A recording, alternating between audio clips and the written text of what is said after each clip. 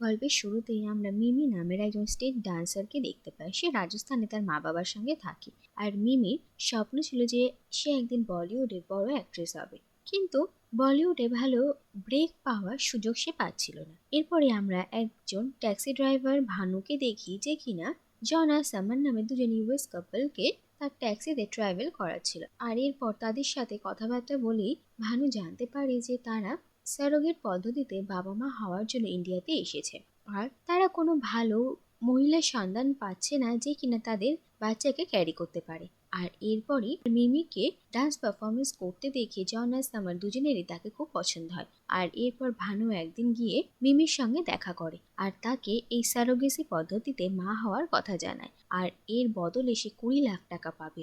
এ কথা শুনে মিমি ভীষণই অবাক হয়, কারণ 20 লাখ টাকা পেলে সে একটা মিউজিক ভিডিও বানিয়ে বলিউডের ফেমাস অ্যাক্ট্রেস হতে পারে। আর এরপর জন আর সামারের সঙ্গে মিমির দেখা হয়। আর এই সব কথার মধ্যে মিমির বন্ধু শ্যামাও উপস্থিত ছিল। আর তাদের মধ্যে সমস্ত রকমের শর্ত সাপেক্ষ হওয়ার পর আইভিএফ পদ্ধতিতে মিমি প্রেগনেন্ট হয়। আর তারপর মিমি তার মা বাবাকে জানায় যে সে একটা হিন্দি ছবিতে কাজ করার সুযোগ পেয়েছে আর 9 মাসের আউটডোর শুটিং হবে, তার জন্য তাকে বিদেশে যেতে হবে। আর এই বলে মিমি শ্যামার সঙ্গে তার বাড়িতে এসে থাকতে শুরু করে। আর তাকে যখনই বাইরে যেতে হয় তখন সে বোরখা পরে যেত। আর অন্যদিকে জন আর সামার ভানু আর শ্যামার ওপর মিমি সমস্ত দায়িত্ব দিয়ে ইউএসএ ফিরে যায়, কারণ তাদের নতুন বাচ্চার জন্য অনেক প্রিপারেশন নেওয়ার ছিল। এইভাবে মাসের পর মাস কাটতে থাকে। আর একদিন ইউএসসির সময় ডক্টর এটা নোটিস করেন যে মিমির গর্ভে যে সন্তান রয়েছে তার কিছু ডিসেবিলিটি রয়েছে। আর এরপর তিনি জন আর সামারের সঙ্গে কথা বলেন যে তাদের হবু সন্তান একজন স্পেশাল চাইল্ড। আর এই কথা শুনে জন আর সামার ভীষণই ভেঙে পড়ে, কারণ তারা একটা পারফেক্ট বাচ্চা চেয়েছিল, যার জন্য তাদের এত ঝক্কি। কিন্তু যখন সেটাই হবে না তখন তাদের আর এই বাচ্চাটা চায় না।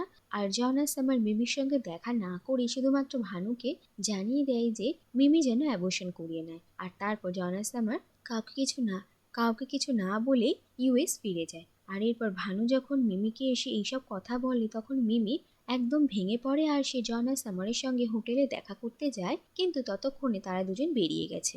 আর মিমিকে প্রেগনেন্ট অবস্থায় তার বাবার একজন স্টুডেন্ট দেখে ফেলে। আর তারপর এই কথা চারিদিকে ছড়িয়ে পড়ে যে মিমি আদৌ কোনো অ্যাক্টিং এর জন্য আউটডোরে যায়নি, সে এই শহরেই রয়েছে। আর এরপর মিমিকে তার বাড়িতে আসতে বাধ্য হতে হয়। আর মিমির বাবা মা জিজ্ঞেস করে যে এই বাচ্চাটা কার আর সে এতদিন ধরে কি করছিল।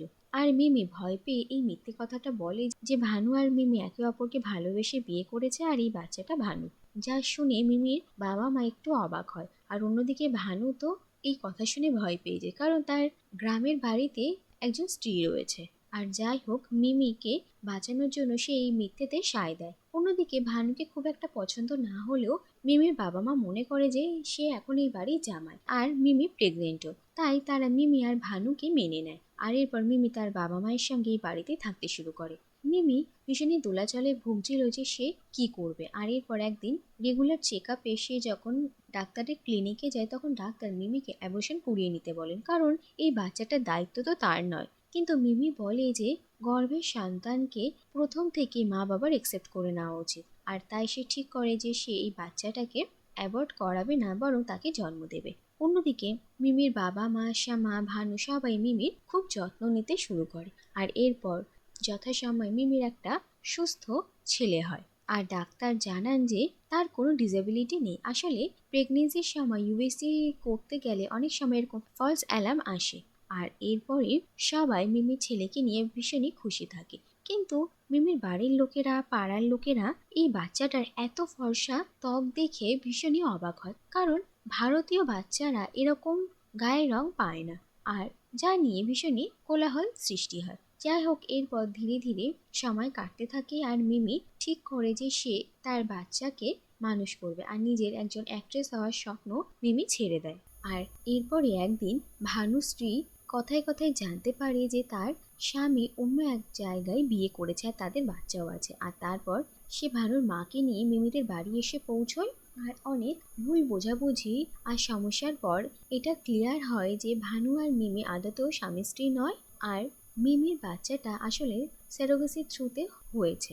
আর জন আর সামারে তাদের বাচ্চাকে এভাবে ফেলে যাওয়ার কথাও সবাই জানতে পারে। আর তারপর মিমির মা বাবা মিমিকে বোঝে, আর তারা সবাই মিমি আর তার ছেলেকে একসেপ্ট করে নেয়। অন্যদিকে দেখা যায় যে ভানু আর তার স্ত্রীর কোনো সন্তান ছিল না, তাই তারা মিমির বাচ্চাকেই নিজেদের সন্তানের মতন দেখতো আর তাকে খুব ভালোবাসতো। আর এইভাবেই দেখতে দেখতে 4 বছর কেটে যায়। আর আমরা দেখি যে মিমি তার ছেলের নাম রেখেছিল একটা ফেমাস বলিউড হিরোর নামে, রাজ।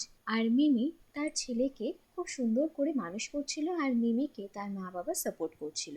আর রাজকে তাদের বাড়ির সবাই, শ্যামা, ভানু, এমনকি মিমিদের পাড়ার লোকেরাও খুব ভালোবাসতো। আর এইভাবে দিন কাটতো, আর মিমি এখনো একজন ডান্স পারফরমেন্স রূপে কাজ করছিল। কিন্তু এরপরে একদিন জন আর সামার মিমির বাড়িতে তাদের সঙ্গে দেখা করতে আসে।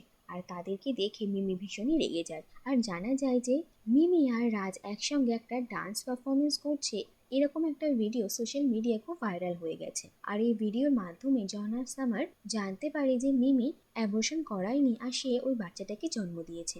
আর এই বাচ্চাটা কোনো ডিসেবিলিটি নেই, আর সে হাতে পায়ে একদম সুস্থ সবল। তাই জন আর সামার তাদের ছেলেকে নিতে এসেছে। আর এই সব কথা শুনে মিমি তাদের ওপর ভীষণই রেগে যায়। আর তারা যে কিভাবে তাদের সন্তানকে মিমির কাছে রেখে দিয়ে চলে গিয়েছিল সেই নিয়ে তাদের প্রশ্ন তোলে।